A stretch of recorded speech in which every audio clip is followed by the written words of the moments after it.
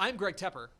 That's Greg Powers. And this is This Week in Recruiting. That was loud. This Week in Recruiting. We're getting better at this. This Week in Recruiting with Greg Powers, the Next Level Athlete.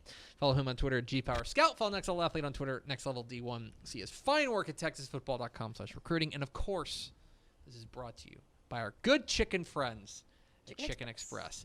Chicken Express. Mallory likes it. I do. I might go get some for lunch today. I say that every time because It always sounds good. it always sounds good when we're talking about it. When you're hungry, that's one of those things that, like, you don't even have to be in a mood for it. You're just like, No. that's going to be I just want to say it, but no BS. Like, no BS. I think I'm working my way through, like, every location. I had it. You just need, like, the punch card. I had to. They should do that. That's a good idea. So I had to go to on an emergency work situation. I had to journey 3 hours on Monday to College Station. For the 9 to 5. Sure. And I tried the Hearn location. I got the 50-50, 2 spicy tenders, 2 regular tenders, and I'll tell you, I threw it. I said I was going to do this. I ordered the biscuit. Uh-huh. So I ordered the biscuit, and I thought the biscuit was pretty good with the spicy tender combo, but I still committed to the. I'm still team roll. That's fine. But I did give it another shot. You can be on Team Roll. I just need you to respect Team Biscuit. I can say that I respect Team Biscuit now, and especially the pair up with the spicy tender. Okay. Are you Team Biscuit? I'm Team Biscuit. You are? I am. I am too. I don't ever meet anybody that's Team Biscuit. That's Right. That's why I Always said Team Roll. what? Because I usually know, it's I like know. the I know. percentages of Team Biscuit Yeah, are so I'm glad you low. can respect it though. We're outlaws. I appreciate We're that. outlaws. It's a That's good biscuit. We are. It's a good biscuit. It's a good biscuit. It's This Week in Recruiting with Greg Powers, Next Level Athlete. A lot to get to. Let's start with our prospect on the rise. Our prospect on the rise. It's amazing. Denton Geyer just has a lot of trouble attracting talent. The 2022 wide receiver Jace Wilson. You came away awfully impressed by him at the State 7-on-7 tournament down there in College Station. He only has a pair of Power 5 offers, Kansas and Michigan State. Go green. Yep. But this is a guy, I'll tell you, he certainly passes the eyeball test at 6'4", 185. Definitely, and we usually don't do this. Last week, our underclassman of the week was Denton Geyer, quarterback Jackson Arnold, who really played well at the State 7-on-7 tournament. But I'm trying to empty a lot of the notebook out from that. And there's still some underclassmen that I would like to feature, and there are some under-the-radar type of guys. This was one who kind of surprised me. He does have 12 offers, right? So he's got double-digit offers, but he's only got 2 P5 offers. This is a P5 guy, undoubtedly. To me, it'll be interesting to see what he does. Does he make a decision before the season, or does he kind of play it out to see if more schools will be interested? He's really athletic. What I was most impressed with by watching him play really 2 things at the tournament was he didn't weaken over the course of the action. It's a long 2-day stretch, all those games, and it's in the heat. Jace Wilson just seemed to get better and better. And number 2 is for a 6'4", 185-pound guy, he has tremendous ball tracking skills and the ability to high point the ball, which actually gives him more of an advantage with his height. And he loves to play over the top of defensive backs, and he has a knack for doing it. And there are some schools out there who need to get in on this guy. And you hate to see a guy that has to leave the state when there are opportunities available. But listen, if you're listening to this, and especially if you're like in the Big Ten or the Pac-12 or the some of these other conferences, get on this guy. If you're looking for a wide receiver, Geyer's Jace Wilson is a dude who's being under-recruited in this state right now, and you need to take advantage of that. Yeah, he's a guy who's probably going to blow up here pretty soon, and we may have gotten a sneak preview of that down there in College Station. A guy, and look, playing in a Rodney Webb offense, he's going to have opportunities. This is not a guy who's going to finish with 9 catches for 114 yards. He's going to put up some numbers. It may just take somebody coming in early and saying, "All right, we're going to be the guy." And especially on the other end, Jackson Arnold, who is especially who looked especially sharp. That could be a very dangerous pass catch combo. Pop on his game tape. We're watching highlights here. That's obviously going to be mostly catches. pop on this game tape because you kind of touched on it. What Rodney Webb's receivers do within their offense is they block. Mm-hmm. You can remember Jackson Smith and Jigba, how great of a blocker he was when he wasn't getting the football. Jace is in this same mold. So if you're a coach who likes to run the football but needs a vertical outside threat too, this is a guy that brings both worlds together. Let's move on now to our commit of the week. And we had a huge variety of options there. Yes. Huge variety of options here with our commit of the week. But we are going to land on probably, I would say, the one that maybe had been the biggest surprise to people, and that is Garland wide receiver Jordan Hudson has committed to SMU. The Ponies haul in a guy who is the where is he in the Dave Campbell in the DCTF Hot 100? I think he's number 21. Let's pull it up. In the top 30 for sure. Right. There is a guy who is by some metrics across nationally is a 4-star prospect. A huge 29 in the DCTF Hot 100. This is a guy who was committed to Oklahoma. He had offers from Texas, TCU, Alabama, Oklahoma, and he's going to go to SMU. Powers.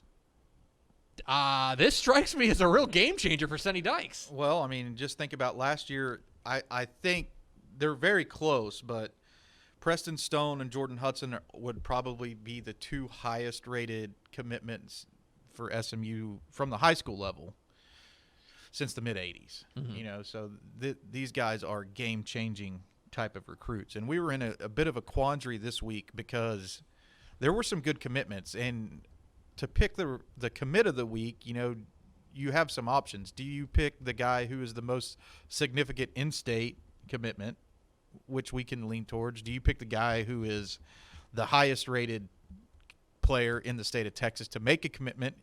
Maybe he commits out of state, and that's what happened this week with Kelvin Banks, who's a 5-star who committed to Oregon. Mm-hmm. So there were some options here, but I think the significance of this commitment for SMU is resounding because it just speaks to the level that they're playing at now in the recruiting game.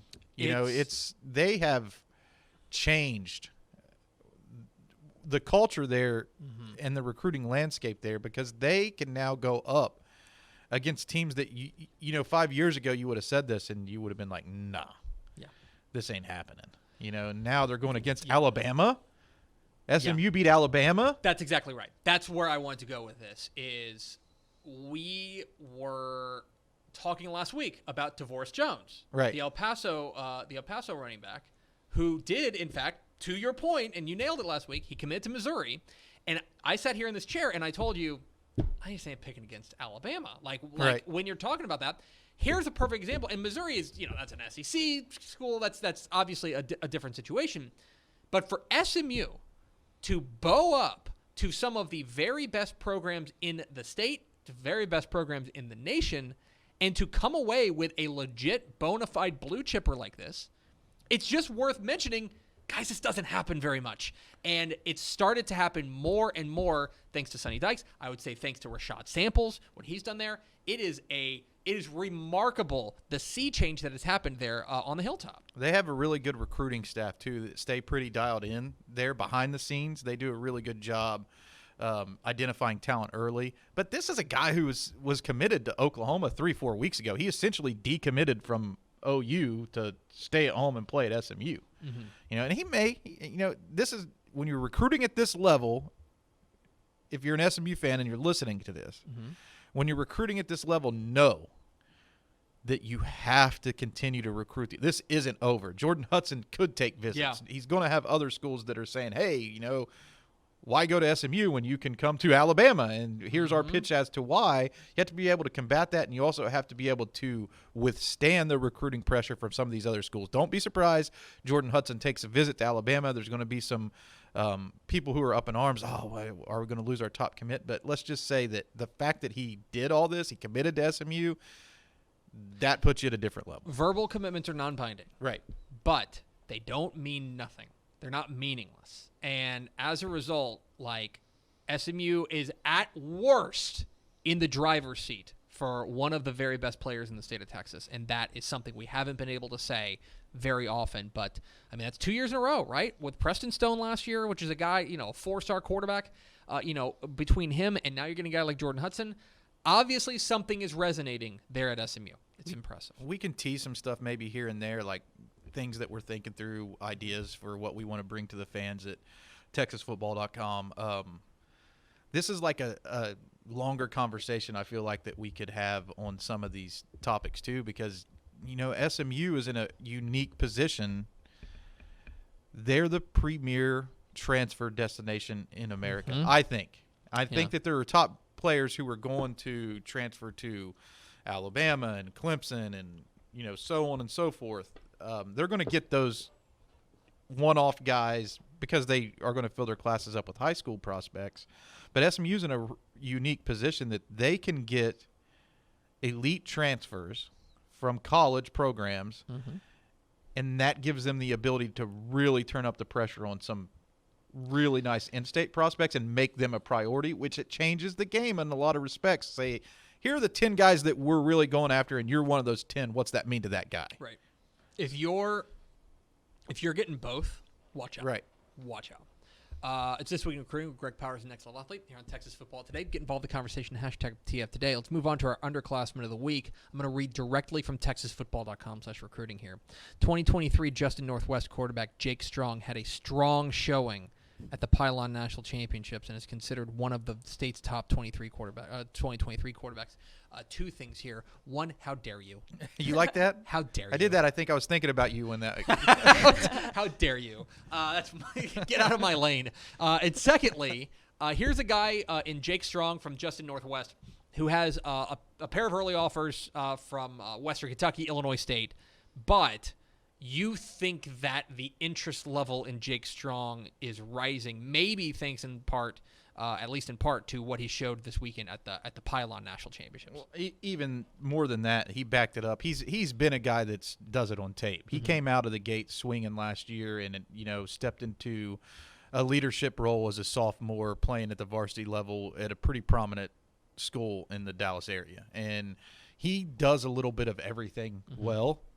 And I think as more people have the opportunity to see him, that he's just going to catch on. Oh, by the way, he did have a strong showing at the 7-on-7 this weekend, but he also had really strong showings at camps at Baylor, TCU, SMU, and Texas A&M. And he's on the radar with all those schools now, and they're recruiting him pretty seriously, even though they haven't offered yet.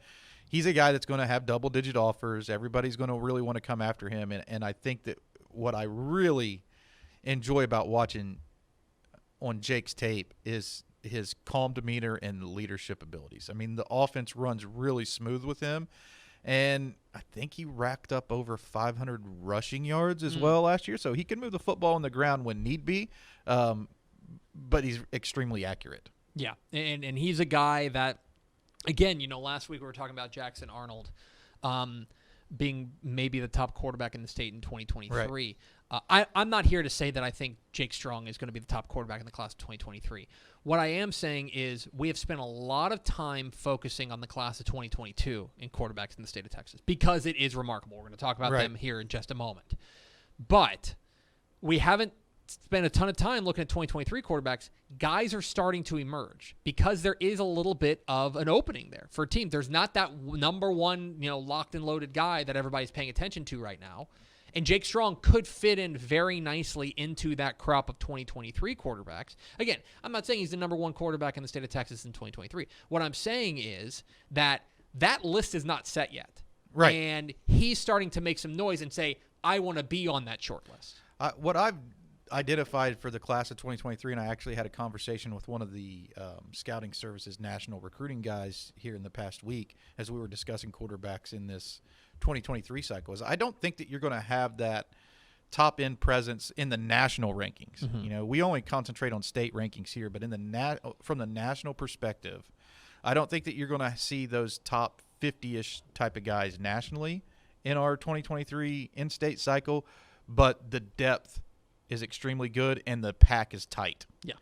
There are a lot of guys. I think the Texas state quarterback rankings, if you go to 24/7 Sports and Rivals and some of the other places, and then you come here, you're going to see a variance, I think, as to those guys mixed and matched up differently, because I don't think it's as clear cut. There are going to be disagreements next year because it is a tight pack. Yeah, most certainly. Let's round it all out, talking 2022 quarterbacks with our recruit of the week. Our recruit of the week is 2022 Austin Westlake quarterback Cade Klubnik. You've heard of him before? I have. The name rings a bell. This was the guy, the Austin Westlake quarterback, of course, led them to led Austin Westlake to a state championship last year.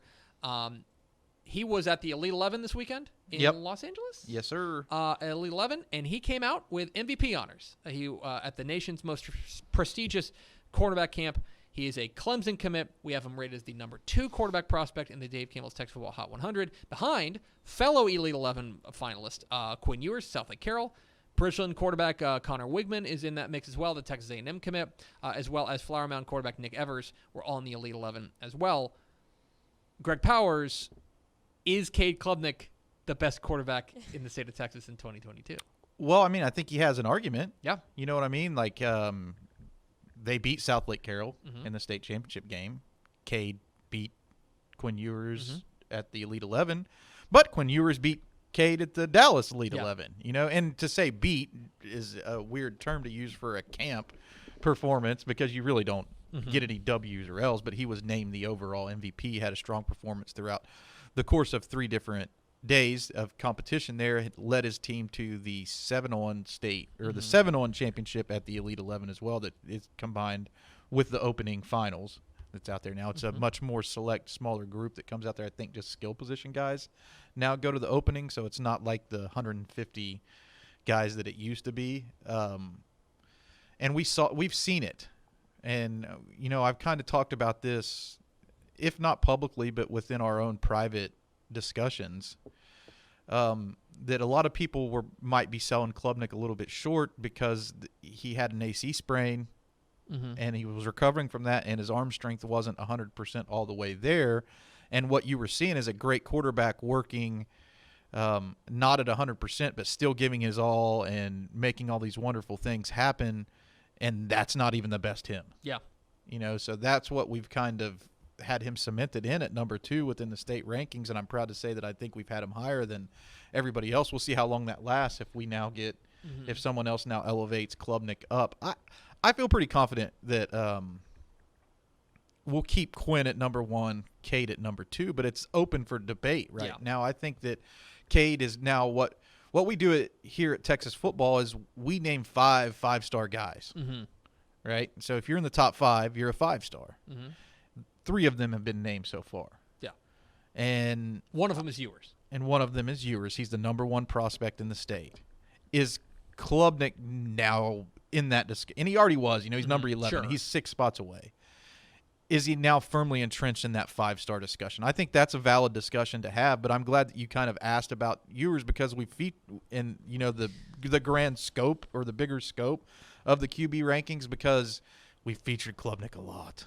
We've talked about him a lot because he's always seems to be doing something. But if you win the Elite 11 MVP, you deserve to be the recruit of the week. Yeah, and the thing is, it's hard to uncouple Klubnik and Ewers.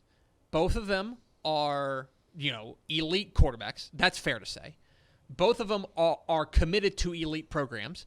Quinn Ewers committed to Ohio State. Klubnik committed to Clemson. Both of them guided their team to the 6A Division I state championship last year. It's impossible, I think, to uncouple them. And but I also think, here's another thing. And this is why I don't think I could do your job.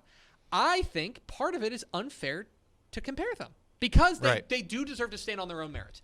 I think it is okay to simply say, both these quarterbacks are super good, and both Clemson and Ohio State are going to be awful glad to have them. That's an okay statement to have. We don't have to get into this conversation of who's better than who. Right. It's like they can both be awesome, and we can just let that stand as is. Well, and you're going to go to a system in college. You play within a system in high school. So, I mean, are you a better fit for your system, or is it your talent? I mean, all those questions are answered inherently as time goes by. But thinking about you, or listening to you talk right now about Klubnik and Ewers, throws me back to Trevor Lawrence and Justin Fields. And that was a huge debate nationally. Who was the number 1 guy and who was the number 2 guy? And it was always Trevor Lawrence who ends up on top, right? Mm-hmm. Trevor Lawrence is bigger. His arm's a little stronger. He's the number one guy in the rankings. He's the number one pick in the NFL He's draft. got the hair. But in the last game that they played against each other, Yeah. Justin Fields was victorious as Ohio State beat Clemson. Mm-hmm. So some of those things aren't always as clear cut. Would you rather have the number one guy and lose, or would you rather have the number two guy and win? And that's the thing. Not saying that anybody's a loser or Sure, going to lose or but whatever. It's also, the thing is, like, let's be honest, how productive is the conversation? Like, I think it's like we can have a conversation of, who's better. I think Right. that's fair. But as long as you land on, I think, the undeniable truth, which is both these guys are really good, and we're trying to slide a piece of paper between, these two guys.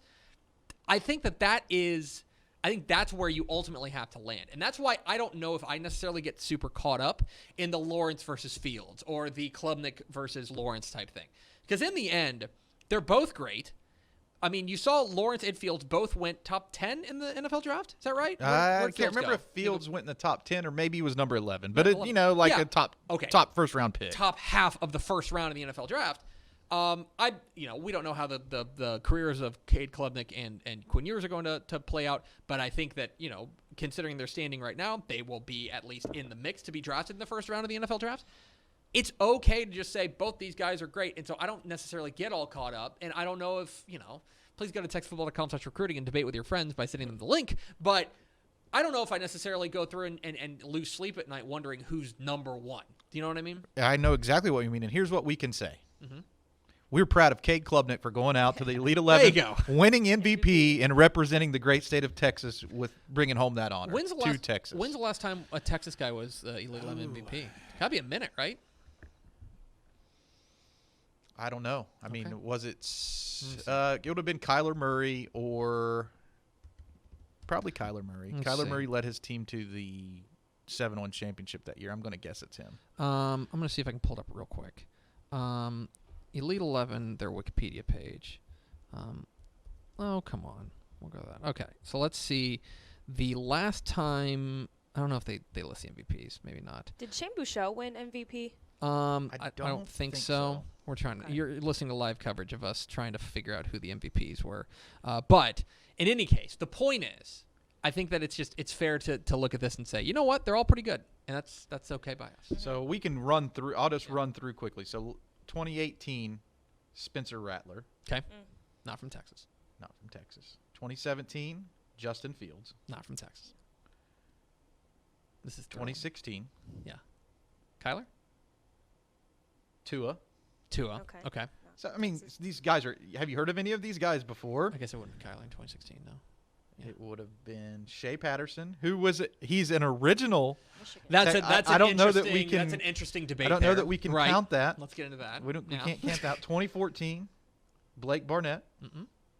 I'm only going to go back to 2010. That's okay. 2013, Sean White, No. who went to Auburn, who I don't know that much about. Boy, Sean White. Yeah. Obviously didn't work out for him, or else we would know him. Yeah. And I'm having to go page by page. Yeah. So Ashanti Woolard, who Mhm. went to UCLA and then transferred to South Florida. Mm-hmm. And look up what class Murray was in, just so we know. Kyler Murray was class 2016, right? No, 2014 or 2015 rather. Class 2015. Jameis Winston. So, Uh-huh. I mean, I'm not finding any. Yeah. So it's been a minute at least since we had a Texan win the Elite 11 MVP. We'll find that information, and Greg Powers will tweet it at GPowerScout. Follow him there. Follow Next Level Athlete, Next Level D1. See if- Here's a cool one, though. I'm looking. Jeff Driscoll was the 2010 MVP, and like 2 pictures over from him is Archie Bradley, who is a reliever now in Major League Baseball. Next Level D1. See his fine work at textfootball.com/recruiting. Stay right there to introduce the next segment. Hey, thanks for watching this clip here on YouTube. If you like this kind of stuff and you want more of it, make sure you subscribe to our YouTube channel. And remember, you can watch us live every weekday at noon at texasfootball.com, Facebook, Twitch, or here on YouTube. And if you want more of the best coverage of football in the state of Texas, check out texasfootball.com and become a Dave Campbell's Texas Football Insider at texasfootball.com/subscribe.